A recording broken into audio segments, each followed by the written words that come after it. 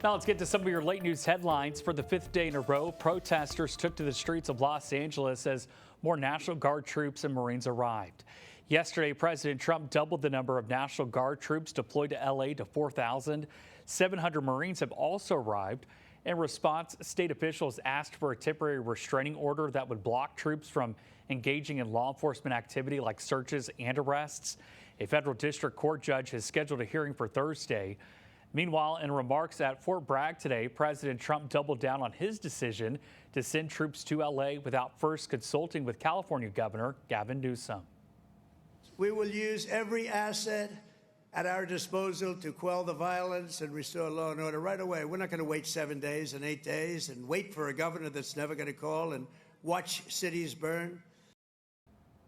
Protesters opposing the president's immigration raids also took to the streets in other cities today, including Dallas, San Francisco, and New York. Meanwhile, President Trump is defending his decision to deploy Marines and the National Guard to L.A.